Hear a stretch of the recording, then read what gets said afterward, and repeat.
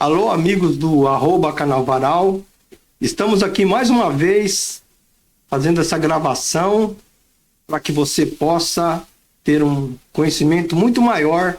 E hoje nós vamos falar sobre direito de pensão alimentícia, alimentos.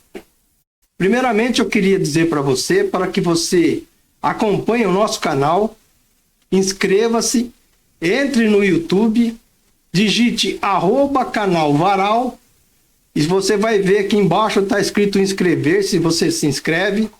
E hoje nós já temos 18 gravações realizadas. E para minha honra hoje, eu estou recebendo aqui no nosso estúdio um companheiro amigo, um companheiro que eu trabalhei junto há cerca de 10 anos, uma pessoa muito conhecida, que vai entrar nessa seara sobre o seu direito de pensão alimentícia. Trata-se do Dr. Clodoaldo Roberto Galli, um amigo nosso, uma pessoa que tem pleno conhecimento, um grande jurista de nossa cidade. E aqui, meus companheiros e amigos do canal Varal, nós trazemos pessoas com excelência naquilo que a gente procura produzir e levar até você. Portanto, eu queria primeiramente agradecer ao Dr. Clodoaldo por estar aqui conosco e, durante o decorrer, nós vamos fazer uma série de questionamentos a respeito do tema. Eu agradeço muito você que está aí nos acompanhando. Primeiramente, eu queria me dirigir ao Dr.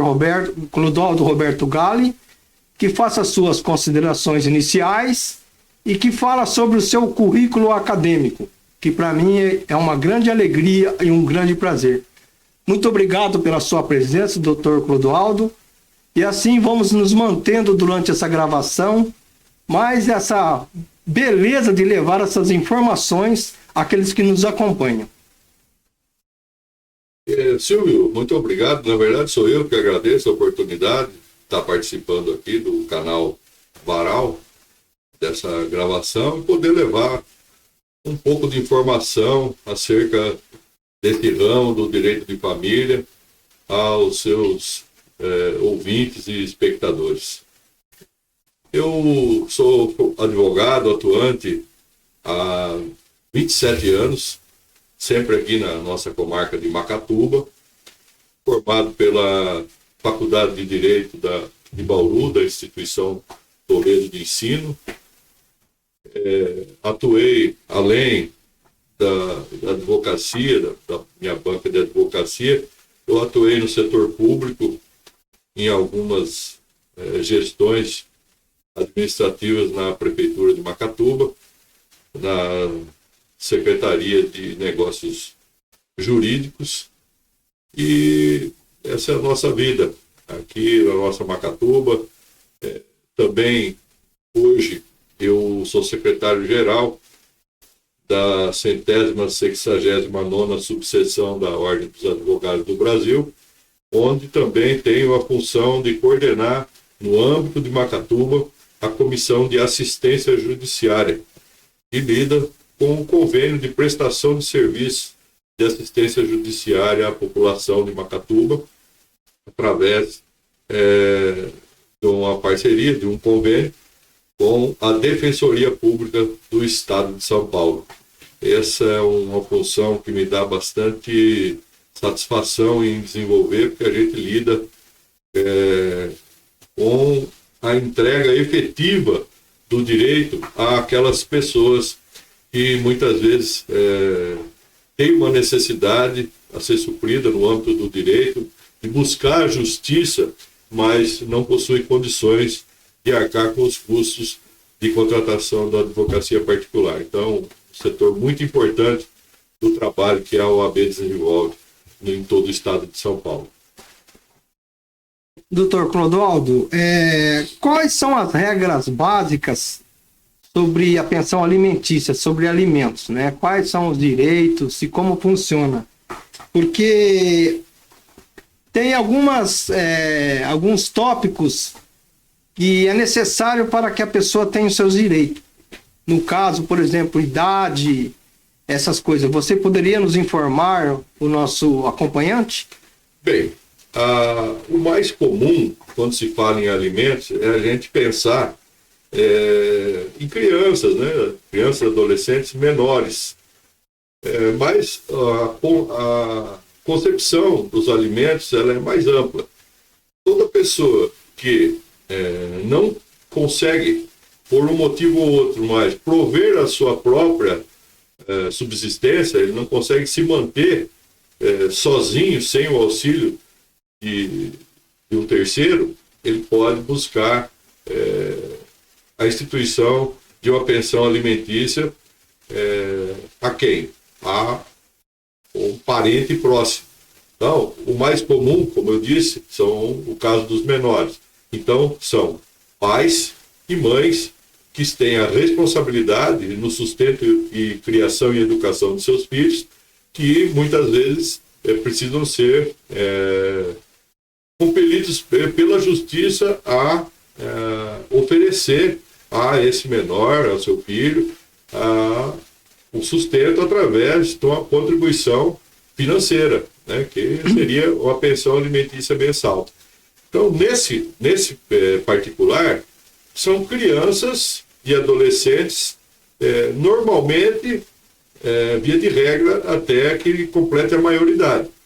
Entretanto, se, mesmo completada a maioridade, ele tiver outros aspectos da sua vida que o impedem ainda de sobreviver de forma única, por exemplo, se for um estudante que ainda está desenvolvendo o seu curso, então ele ainda estuda, não tem condição de se inserir no mercado de trabalho e ter a sua própria renda, então aí no caso o alimentante ele vai continuar oferecendo a pensão a esse alimentado por mais tempo, além da maioridade. Então, na verdade, é um mito de que simplesmente completou 18 anos, a partir do dia seguinte não precisa mais pagar pensão. Isso não é a realidade dentro do sistema jurídico nosso. Muito se fala, doutor, a respeito de 30% do seu salário. Eu gostaria de saber se é do salário líquido, se compensa os descontos, que nem INSS, fundo de garantia, se é 30%, qual que é essa margem que é tratada quando existe audiência de conciliação entre as partes? Bom, para chegar nessa questão, nós vamos fazer uma breve introdução. Se eu me estender, você pode me cortar, ou então me relembre ao final, se acaso eu não respondi integralmente a questão. Mas as pessoas têm que entender que os alimentos, ele é baseado hoje falava-se binômio, né? Que são duas expressões conjugadas. A possibilidade de quem paga e a necessidade de quem recebe. Então, há que haver um equilíbrio entre essas duas coisas.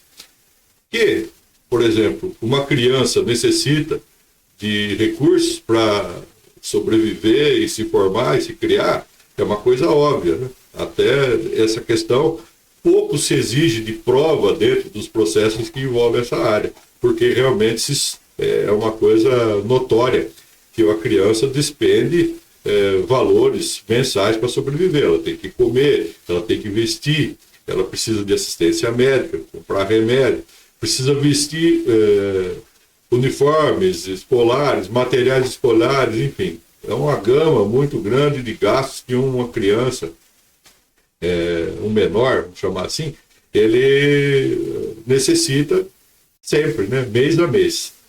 Por outro lado, é preciso avaliar a capacidade de quem paga. Então não adianta a justiça fixar uma pensão alimentícia de um patamar que a pessoa não consiga pagar. Ou então que ele pagando, ele vai chegar numa situação econômica de inviabilidade. Quer dizer, ele paga a pensão, mas ele não consegue sobreviver, porque aí não sobra nada para ele tocar a própria vida. Então precisa haver um equilíbrio. Retirar um valor do alimentante que seja suficiente para cobrir as despesas do alimentado e não inviabilize a vida de quem está pagando essa pensão. Então, ao longo do tempo, para fazer esse equilíbrio, a justiça acabou chegando num patamar médio, né? Vamos dizer assim, é uma praxe, né? De 30% dos rendimentos líquidos de quem paga a pensão, isso pensando no empregado, assalariado, né? Então, que pode ter a pensão descontada da folha de pagamento, da própria empresa desconta do empregado e já deposita na conta do responsável pelo alimentado. Então, esse 30%, na verdade, ele não existe em legislação nenhuma. O que a lei fala é sobre esse binômio que eu falei, possibilidade e necessidade. Então, cabe ao juiz da causa fazer essa avaliação. Então, o juiz ele vai arbitrar um valor percentual para essa pensão. As partes expõem, o alimentado expõe a sua necessidade, o alimentante expõe a sua capacidade de pagamento e o juiz, caso não haja acordo entre as partes, ele é que vai arbitrar o quanto vai ser aquela pensão. Então, existe N possibilidades, né? Existe pensão de 15%, pensão de 18%, de 22%, e existe mais do que 30% também. Porque quando eu comecei a dizer, eu falei que se falava em binômio hoje, já se evoluiu essa questão, e além da necessidade e da possibilidade, existem outros critérios, como a proporcionalidade e a razoabilidade. O que é isso? Às vezes, a condição das famílias ela é tão peculiar que o 30% usual ele não atende à questão. Então vamos imaginar um caso. Por exemplo, uma família que se desfaz, há uma extinção da união do casal e o pai ou a mãe fica com a guarda dos filhos e tem lá 4 filhos.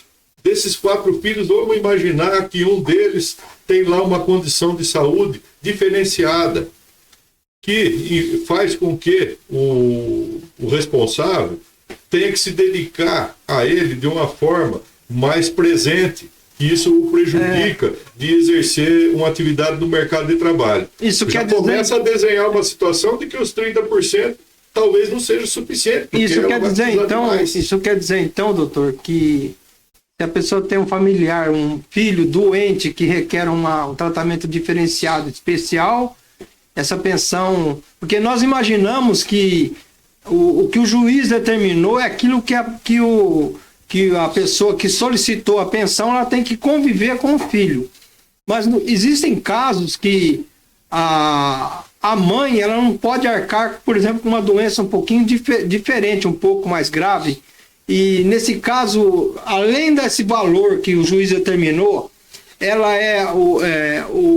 a pessoa que paga a pensão, ela é obrigada a também ajudar em outros quesitos, porque nós vemos aí uniforme escolar, remédios, uma série de coisas. Isso também pode ser acrescido? Como que funciona isso? Bom, via de regra, a pensão ela tem que ser suficiente para a garantia de todas as necessidades do alimentado. Então, é desse valor que o responsável pelo alimentado tem que, vamos dizer popularmente, tem que se virar e cobrir todas as despesas. Então, não é possível se estipular uma pensão e depois o alimentante já paga o valor e depois é surpreendido com outras solicitações ao longo do tempo. Então, eu recebi a pensão, mas esse mês tem que comprar um determinado livro que a escola pediu, você não pode me ajudar? A obrigação dele é pagar a pensão. E aí a parte responsável pelo alimentado é que tem que fazer a gestão do valor para cobrir tudo isso, inclusive medicamento, tudo. O valor da pensão é para cobrir todas as necessidades. Por isso que é preciso fazer uma boa prova na ação de alimentos para que o juiz possa chegar numa solução justa quando não há acordo entre as partes. É bom frisar que buscar o entendimento e o acordo é sempre o melhor caminho, porque às vezes a justiça, por mais que ela tenha os seus métodos, ela não consegue chegar numa decisão que atenda de forma, vamos dizer assim, suficiente para nenhuma das partes. Existem casos que, às vezes, quando surge a sentença, não contenta nenhum dos dois lados. Quem pediu acha que foi pouco e quem está pagando acha que foi muito. Então, eu volto a dizer, a busca pelo entendimento e pelo acordo é sempre a melhor solução, porque ninguém melhor do que as próprias partes envolvidas para saber das suas necessidades e das suas possibilidades. Então, sejamos honestos uns com os outros e sempre pensando no bem-estar do alimentado, que é ele que precisa. Então, às vezes, existe uma distorção, principalmente quando uniões, casamentos se desfazem e não se tem um clima de cooperação entre esse ex-casal, e às vezes a pessoa que paga alimentos fala, mas eu vou pagar alimentos, como é que eu posso saber se ele está sendo bem usado? Às vezes a pessoa pega o dinheiro, não vai comprar o que a criança necessita e vai fazer outra coisa. Posso exigir, por exemplo, a comprovação de onde é gasto? Não, não pode. Não existe prestação de contas de alimentos. O que o alimentante pode e deve fazer é verificar as condições do alimentado, se ele está sendo bem cuidado. Então aí já entra numa outra discussão, que é sobre o exercício da guarda, né, dos menores, por exemplo, dos incapazes. Então, se o responsável não está cuidando direito, ou está pegando o dinheiro da pensão e está deixando aquele alimentado passar falta de alguma coisa, então aí a coisa já não se fala discussão de valores. Aí já é uma questão de saber se a pessoa tem ou não condições de exercer aquela guarda, aquela responsabilidade. E em alguns casos se recomenda realmente que seja retirada, trocada a guarda ou mesmo compartilhada a guarda para que o outro lado também responsável possa ter uma gestão, uma interferência sobre as questões diárias da vida desse alimentado. Doutor, qual que é o prazo que a pessoa pode entrar judicialmente para requerer a pensão? Vamos supor, a pessoa está um bom tempo, né, pagando aquela pensão e o alimentante está cumprindo com seus deveres. De repente ele é demitido. Ele fica aí. Qual é o prazo depois que a justiça, que você tem o direito de entrar judicialmente, porque ele deixou de pagar a pensão, para poder requerer de novo, através de uma ordem judicial, que o alimentado receba os valores? Bom, legalmente, a partir do vencimento da pensão e o seu não pagamento, a pessoa responsável já pode sim entrar judicialmente com o que a gente chama hoje de cumprimento da sentença. Para instituir a pensão, lá atrás, teve uma sentença. Então, agora a gente não chama mais execução de alimentos, é cumprimento de sentença da obrigação de pagar alimentos, que é o mesmo da antiga execução. Então, quando que eu posso executar? No dia seguinte, dá o vencimento. Então, vamos imaginar que a pensão foi estipulada para pagamento todo dia 10. Então, chegou, agora passou aqui, dia 10 de agosto, não caiu o dinheiro da pensão, o alimentante não pagou a pensão. No dia 11, eu posso entrar com a execução? Com o cumprimento de sentença? Pode. Mas nesse caso aí é quando existe uma paralisação, né? Vamos imaginar o seguinte, Silvio. Às vezes, muitos casos, a pensão não é descontada em folha. Então, às vezes, não depende do desemprego do sujeito para interromper o pagamento. Algumas atividades profissionais não tem registro do contrato de trabalho, não tem folha de pagamento para ser feita. Então, são os autônomos, são os pequenos empresários, os titulares de microempreendedores individuais, enfim, uma série de situações em que o próprio alimentante é que tem que pagar o valor estipulado. Muitas vezes, a maioria dos casos desse tipo de trabalhador, a pensão é fixada em cima de um percentual do salário mínimo. Então, vamos imaginar que seja 30% do salário mínimo. Ele tem que chegar no dia que está estipulado, um exemplo, dia 10 de cada mês, ele tem que subir o salário mínimo. Não subiu, continua 412. Então, faz essa conta, quanto você paga de pensão? 30%. Vai dar 412, tarará, e vai lá na conta determinada, no acordo ou na sentença, e faz o depósito e arquiva, guarda o comprovante, porque isso também é muito importante para os alimentantes que pagam pensão. É preciso pagar em dia e documentar corretamente esse pagamento. Se é depósito em conta, faça a digitalização, fotografa o comprovante, porque hoje em dia, principalmente nos caixas eletrônicos, o papel utilizado no sistema bancário é aquele papel térmico. Então, com o passar do tempo, aquilo vai apagando, vai perdendo a nitidez. E às vezes você precisa comprovar futuramente que a pensão está em dia. Então, o que eu recomendo? Você acabou de pagar, você, além de guardar aquele papel, você digitaliza ele, ou fotografa ele, para que você tenha o arquivo digital, eletrônico, guardado para uma necessidade futura. Então, se esse tipo de trabalhador, de alimentante, ele simplesmente se vê em dificuldade e para de pagar, então, quer dizer, no dia seguinte, a responsável ou responsável pelo alimentado já pode entrar com a, entre aspas, execução, que é o cumprimento de sentença. Agora, para o uso do sistema, do convênio de assistência judiciária da Defensoria Pública do Estado com a OAB São Paulo, ele só é nomeado defensor para fazer a execução a partir do segundo mês de atraso.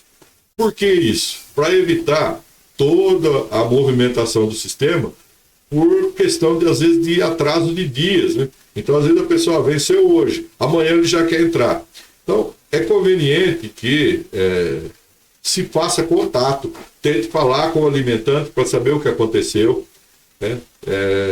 E às vezes a pessoa fala, olha, aconteceu um imprevisto aqui, eu vou atrasar 5, 10 dias, mas até tal dia eu pago. Então, bom senso é o que a gente recomenda, primeiramente, porque você entra com a execução, daí às vezes a pessoa nem recebeu a intimação ainda, através dos meios judiciais, oficial de justiça, e já foi lá e já depositou, quer dizer, movimentou todo o sistema, nomeou um advogado através do convênio, sem necessidade, porque por questão de poucos dias já está resolvida a questão. Por outro lado, também não é para entrar no dia seguinte, mas também não pode cochilar demais, porque se você deixar a pensão se acumular atrasada, vai se tornando um problema, porque quanto maior a dívida, maior a dificuldade de se chegar numa solução. Pagar. Aí, quer dizer, se o sujeito não pagou um mês, que era, vamos imaginar aí, R$400, no segundo já foi para 800 e mais a correção do primeiro, terceiro mês já estamos em R$1.200, quer dizer, já é, para quem estava com dificuldade de pagar 400, que dirá 1.200. Então, não deixar acumular é o que a gente sempre recomenda. É o tal do bom senso. Vou cobrar uma só? Não, olha, eu já digo o seguinte, passou o segundo mês, já não pagou, não deixa juntar. No máximo 3, que aí vamos falar depois, com certeza vai vir essa pergunta, sobre as formas de cobrar e executar a pensão atrasada. Doutor Clodoaldo, funciona essa mesma regra? Por exemplo, eu tenho 2 pensões, eu tive 2 filhos com 2 mulheres diferentes. Eu tenho 2 pensões para pagar, além da minha família, que eu tenho que sustentar. Essa regra funciona e funciona a regra, aquela regra básica que você acabou de explicar, se é 30%, como funciona? Porque aí fica mais difícil para aquele que, o alimentante, cumprir com aquelas duas crianças do alimentado. Sim, a regra é a mesma. Mas, como eu disse, existe a questão da razoabilidade, da proporcionalidade. Proporcionalidade, ela vai examinar a divisão de responsabilidade entre os responsáveis pelo alimentado. Então vamos imaginar, mas o filho ficou com a mãe, o pai é obrigado a pagar pensão, a mãe não precisa fazer nada. Não, a responsabilidade é proporcional para o pai e para a mãe. Então essa aí é a proporcionalidade. E a razoabilidade, ela chega nessa questão que você acabou de perguntar.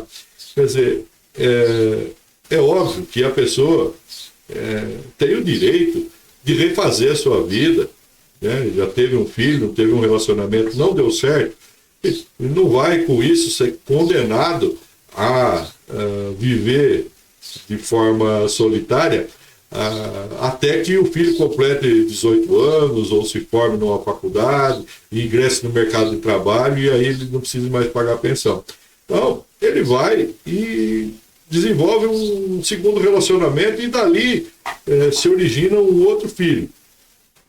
Mas isso não vai fazer com que ele tenha mais renda, porque ele teve duas famílias, tem 2 filhos, então ele vai ganhar mais. Não, ele é um trabalhador comum e vai continuar ganhando a mesma coisa. Então a regra permanece. Mas o que a justiça hoje em dia tem decidido cotidianamente é que existe o princípio da paternidade responsável. Então, se você... Isso daí é aquela lei 3.058 de 2014 que fala que é a lei de convivência, né? Que é um direito do alimentado, né? Não é um direito da mãe. A convivência, nós vamos chegar lá.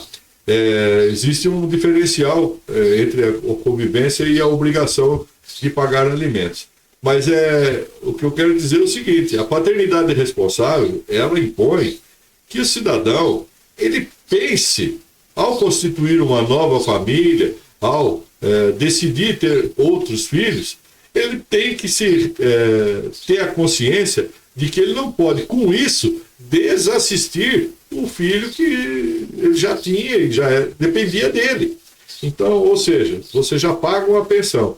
Se você decide ter um outro filho, você sabe que a situação vai se tornar economicamente mais difícil, porque se você tratava de um filho, quer dizer, sobrevivia sozinho, agora você vai tratar de um filho, de certa forma, vai ter que sobreviver e ainda vai ter que sustentar um novo filho. Então você sabia que isso ia acontecer. Não pode depois alegar, eu vou na justiça porque eu não estou conseguindo, não, vou pagar aquele e aquele. Mas você tinha que ter pensado isso antes de assumir essa responsabilidade. Isso é o princípio da responsabilidade, da paternidade responsável. No fim, né, doutor, as duas partes, as duas crianças de duas mães diferentes que são os alimentados, elas acabam sofrendo um certo prejuízo, porque você acabou de nos explicar que existe o bom senso do juiz quando ele vai analisar o salário do alimentante com relação às pensões que ele tem que pagar. É isso, né? Perfeitamente. Agora, imagine o juiz, num caso desse, já tem 30% com um filho.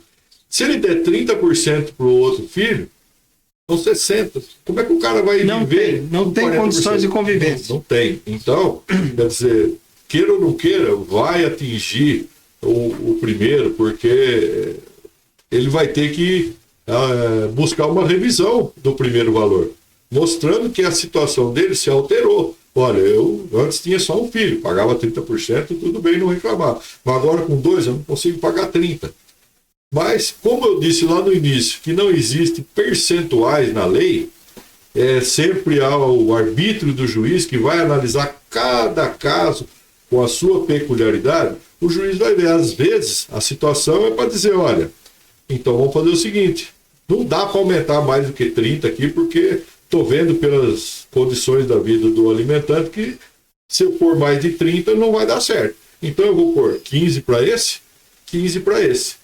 E às vezes nem é o mesmo juiz. Veja que dificuldade a justiça tem de equalizar os problemas. Às vezes esse filho está numa comarca, o outro está em outra comarca. Então é outro juiz que vai julgar. Então ele vai pegar a decisão do colega, do juiz da outra comarca, falando, o juiz lá já deu tanto, o que eu faço aqui? dou 30 também, ou então já vou dar 20, depois ele que busque lá com o juiz da comarca do outro filho, para ver se diminui para 20, somado os dois dá 40, e o alimentante vai ter que se virar, porque ninguém mandou ele ter o segundo filho. Então são diversas as possibilidades, e é aí que vem a importância da experiência de vida do julgador e do trabalho dos advogados de cada uma das partes em mostrar ao juiz, ao Poder Judiciário, as condições do seu constituinte, do seu cliente. Então, o advogado do alimentado ele vai especificar todas as necessidades que ele tem, e do alimentante vai demonstrar o limite que aquela pessoa tem de pagamento. Olha, se for mais do que isso, eu não dou conta porque eu tenho isso para pagar no meu dia a dia. Então, não existe como estabelecer uma regra. Existe vamos dizer assim, eu falo a praxe, né? O judiciário ele tramita assim em torno dos 30%. Mas o que vai realmente determinar é a condição particular de cada... O salário, né, do alimentante, né? O salário, da renda que ele tem. Às vezes a pessoa tem aquele salário e tem uma outra renda, então ele tem uma condição melhor de pagamento do que outro. Então, cada caso tem que ser analisado com as suas particularidades. Doutor, o pai pode ter acesso aos gastos que a mãe recebe por alimentado? Ele pode acompanhar? O que ele deve fazer no caso? Ele pode procurar saber, ou ele não tem acesso nenhum? Ele pagou alimentado, o alimentante foi lá, depositou o dinheiro e acabou. A mãe faz o que quer e ele não tem acesso para acompanhar isso? Eu estou procurando usar o termo alimentante e alimentado porque existem diversas formas de composição familiar. Às vezes é a mãe que paga a pensão e o pai é que está com a criança. Então, não necessariamente é o Sim. pai pagando e a mãe recebendo. Exatamente. Mas, enfim, o mais comum realmente é isso. Então, eu já disse anteriormente, não existe prestação de conta dos alimentos. Eu paguei, a pensão deu R$500. Eu quero saber como que o responsável pela criança lá gastou esses R$500.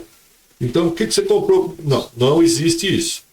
Então, o que é possível ser feito? Acompanhar a vida desse alimentado para saber como ele tem vivido. No caso, se ele achar alguma falha na criação devido àquilo que ele está colaborando, colaborando não, é um direito que o alimentado tem.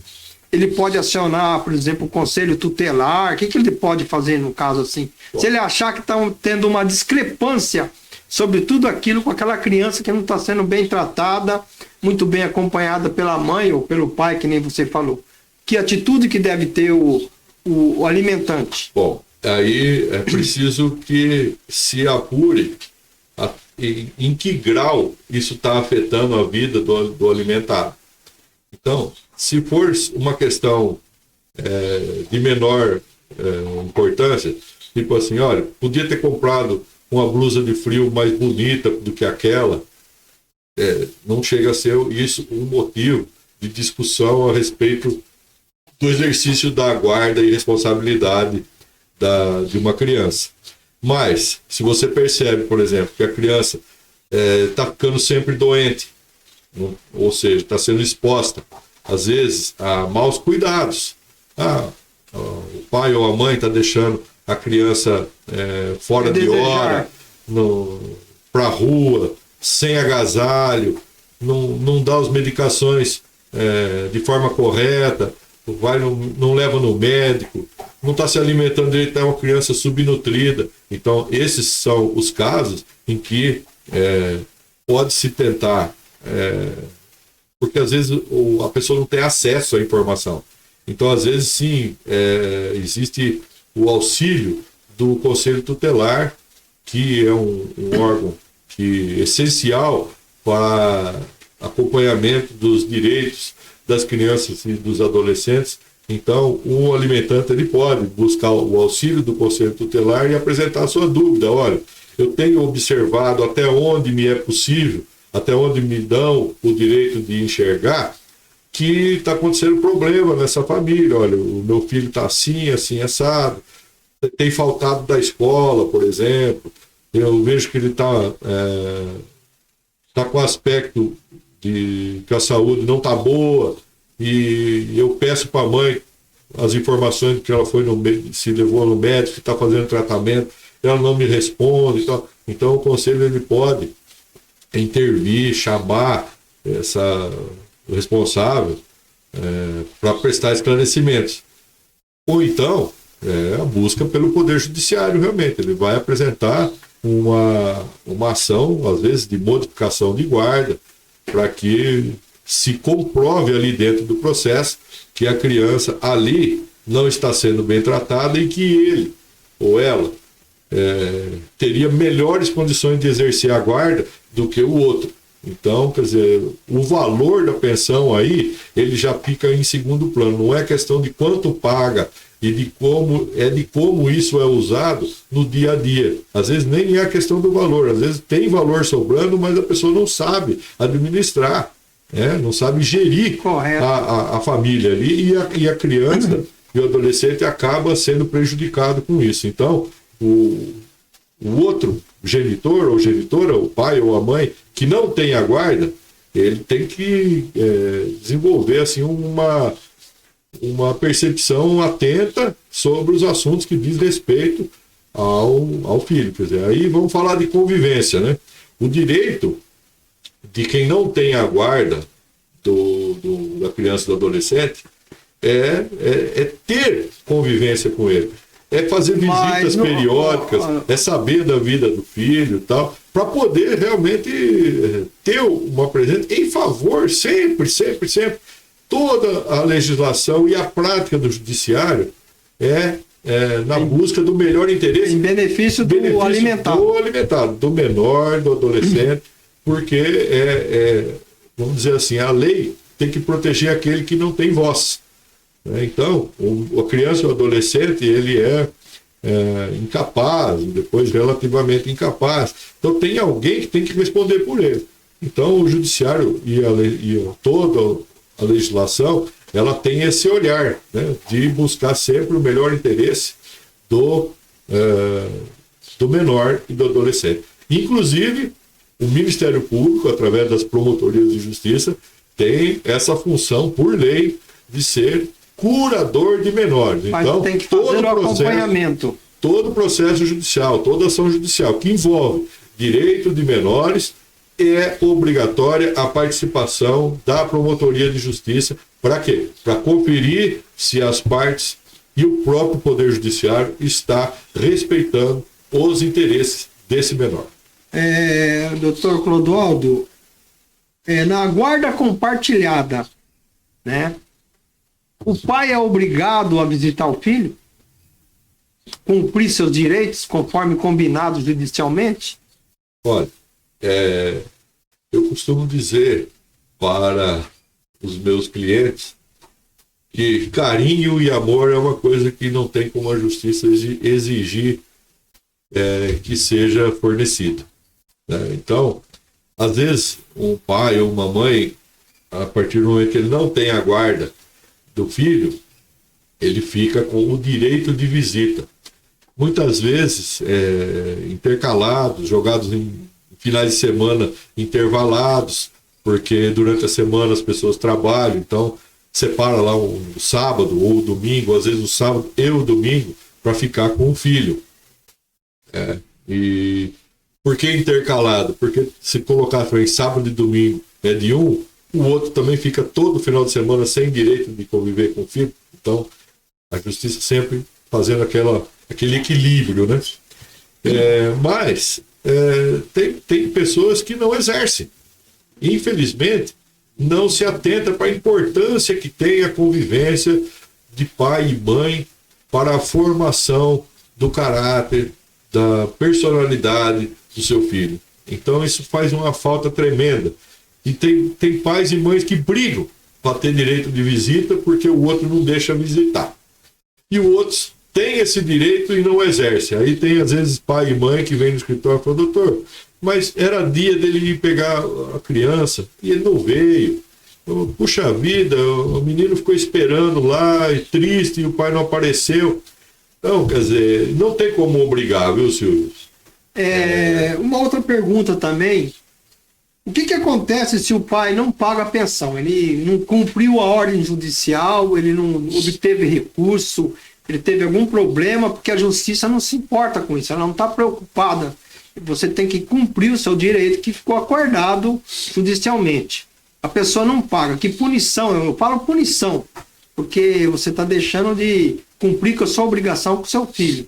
O que acontece com o alimentante quando ele não cumpre o que foi combinado? Bom, aí, existindo essa situação aí de inadimplência, de não pagamento, o responsável pelo alimentado, ele vai buscar aquilo que eu falei do cumprimento de sentença, que é a execução. Aí, ele vai apresentar o valor do débito atualizado e vai dizer no processo, tudo isso sempre através de advogado, né? Porque a Constituição Federal diz que o advogado é indispensável à aplicação da justiça. Recentemente nós tivemos uma decisão do Supremo Tribunal Federal, dias atrás, dizendo que para buscar pensão alimentícia as pessoas não precisam de advogado, basta se dirigir ao fórum. Eu, sem querer supervalorizar a minha profissão, a minha classe, eu acho que foi uma decisão infeliz do Supremo Tribunal Federal, porque às vezes a pessoa ela não tem o conhecimento técnico, então ela chega no balcão do fórum, ela vai falar às vezes uma situação, e o servidor do Poder Judiciário que vai recepcionar esse pedido, ele também não tem essa expertise de, às vezes, apurar a totalidade do problema que está envolvido. Então, a gente lamenta que o Judiciário, a Corte Máxima, tenha partido para isso, mas esperamos que esse assunto seja revisto. Então, no caso de inadimplência, você procura advogado da sua confiança, ou, se você não tiver condições, busca o serviço de assistência judiciária do convênio OAB São Paulo e Defensoria Pública do Estado, e vai, então, lhe ser nomeado um defensor para entrar com o cumprimento de sentença à execução. Atualiza-se o valor e apresenta, só que existem duas formas de se exigir a pensão atrasada. Se nós estivermos falando de dívida velha, é de um jeito. Dívida recente é de outro. O que é dívida velha e o que é dívida recente? A Justiça considera que até 3 meses de atraso, a dívida é recente. De 3 meses para mais, é uma dívida já antiga. Se essa dívida for antiga, você só pode executá-la por meio da penhora de bens. Então, apresenta o valor... Aí, no caso, pode bloquear a conta do alimentante, né, no banco. Sem dúvida. Então, vamos imaginar, chegou naquele valor e a dívida é antiga, não cabe prisão civil para ela. Então, só sobrou a penhora. Então, ele vai receber o mandado, o alimentante, dizendo o total que ele está devendo e vai ser dado um prazo para ele apresentar a justificativa, a defesa que ele tiver. Por que você não pagou? Realmente não pagou? Se pagou, apresenta os comprovantes. Por isso que eu disse lá atrás que é importantíssimo quem paga ter os comprovantes guardados.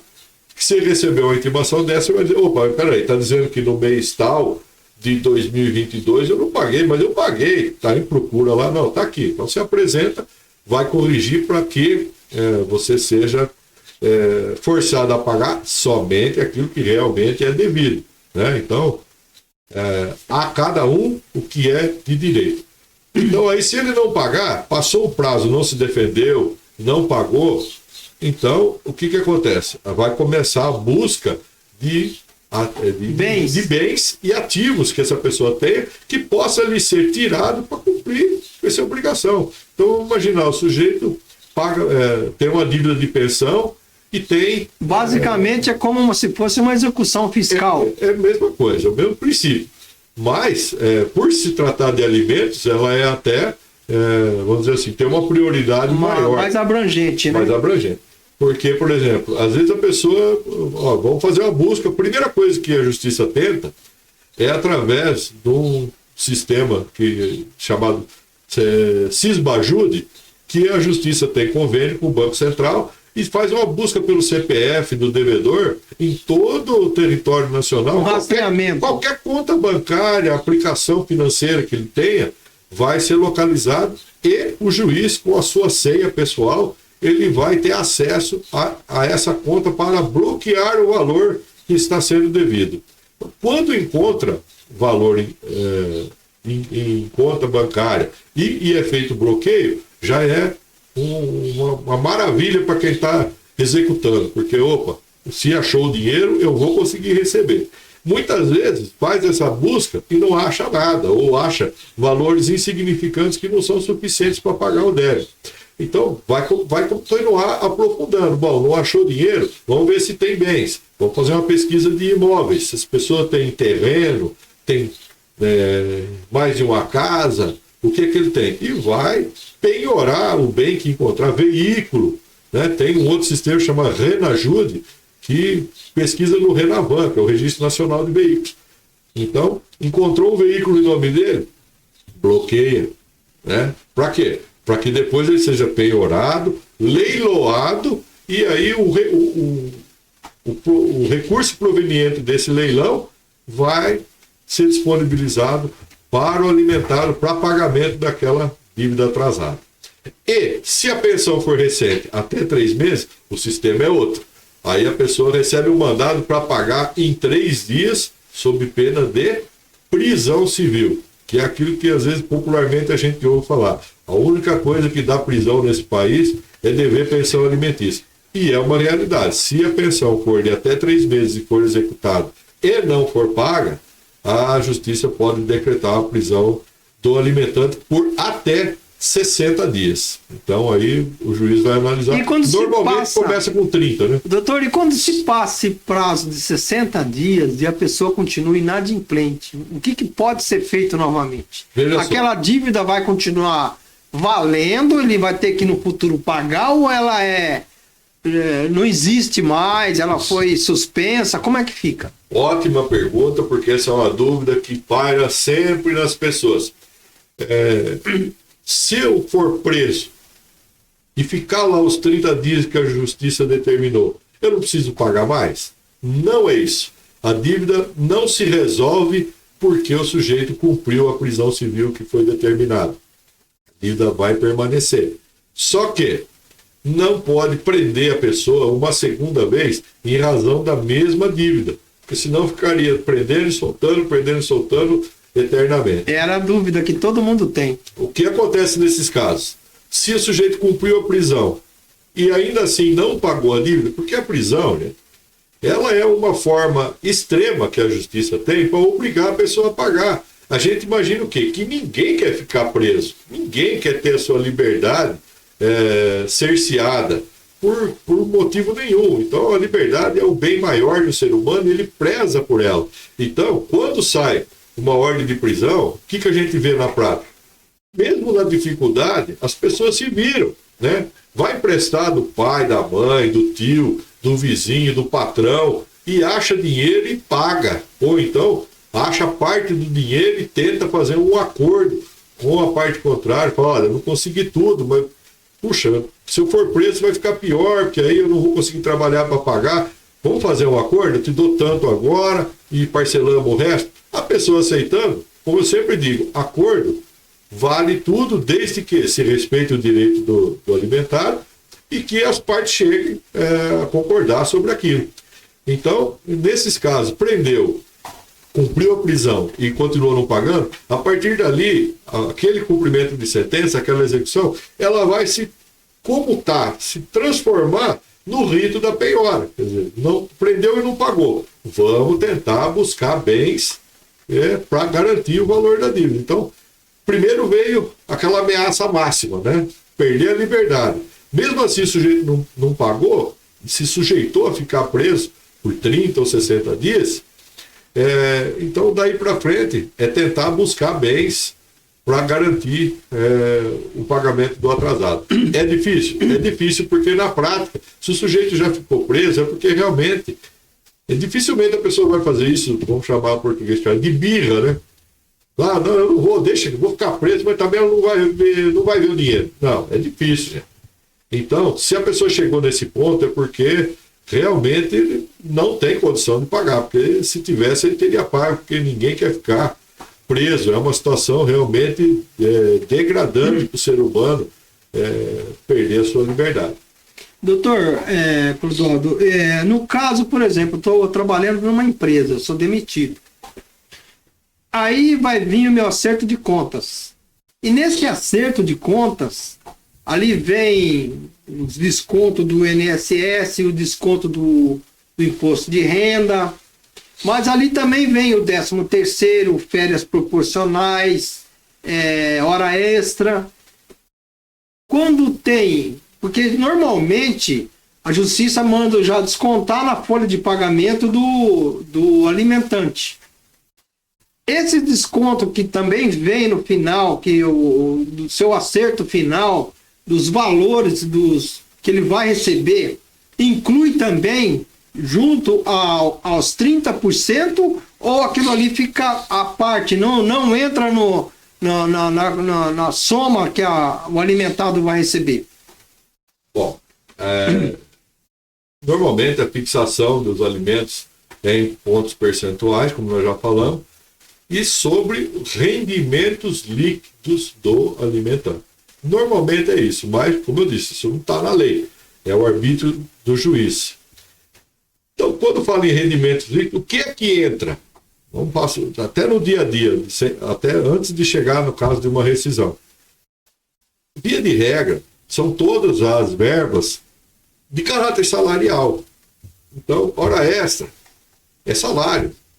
Adicional noturno é salário. Tudo isso vai incidir 30%, vamos imaginar se a pessoa for de 30%, né? Vai incidir a pensão. O que é que não entra? Os descontos legais, como você já disse, INSS, imposto de renda, contribuição sindical. Se tiver isso no lerite, você vai ver que a empresa não considerou esses valores para apurar o valor da pensão, né? Vamos usar o mesmo exemplo, os 30%. Então, nesses casos, você vai pagar sobre o líquido, ou seja, descontado esses descontos legais e todas as verbas de natureza salarial. Se houver alguma de natureza indenizatória, aí você não incide pensão. No caso indenizatória, você diz o quê? Aí vem a rescisão. Na rescisão, costuma ter verba de natureza indenizatória. Como, por exemplo, a multa do fundo de garantia, de 40% sobre o fundo de garantia. Não entra nesse caso. Não entra. A menos que, no acordo de alimentos da pessoa, ficou estipulado que sim.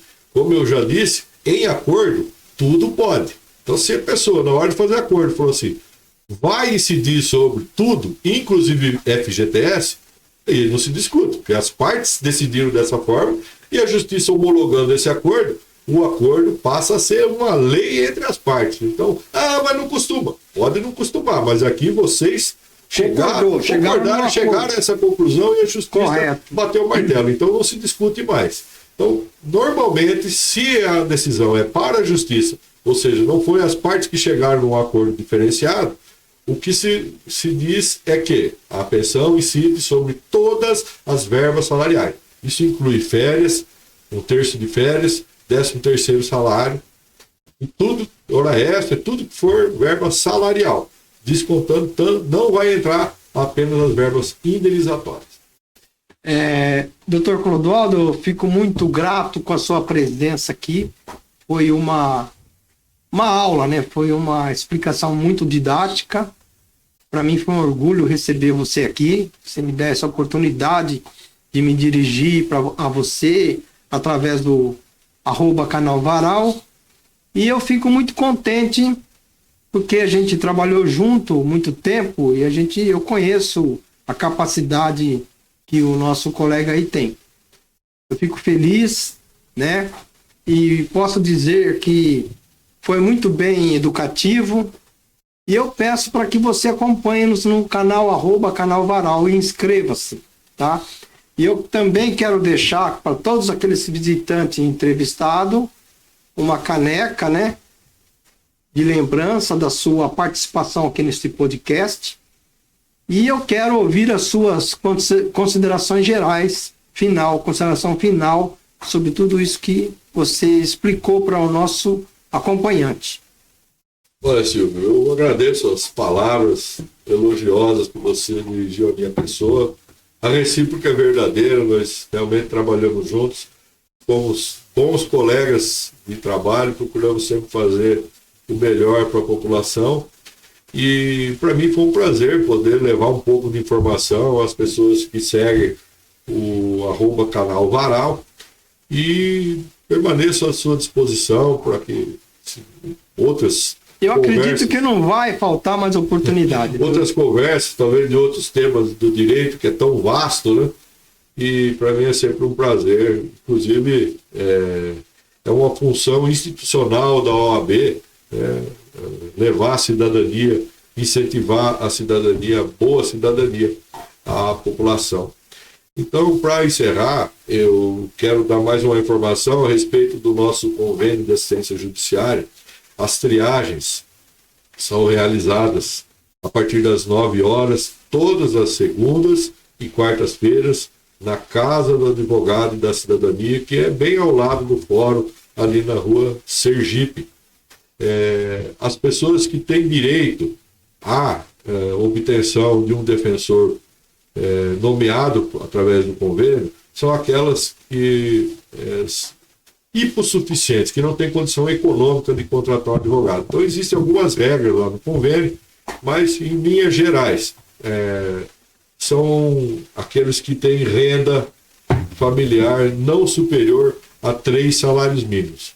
Mas na dúvida, a triagem está lá para isso. Sempre tem um advogado participante do convênio, nas segundas e nas quartas, para atender a população. Tem lá a distribuição de senha, pode chegar lá, pegar sua senha e aguardar para ser atendido, expõe o seu problema, se for caso de nomeação, se existir o direito e você estiver dentro das regras do convênio, vai lhe ser nomeado um defensor, um profissional habilitado e competente para cuidar do seu direito.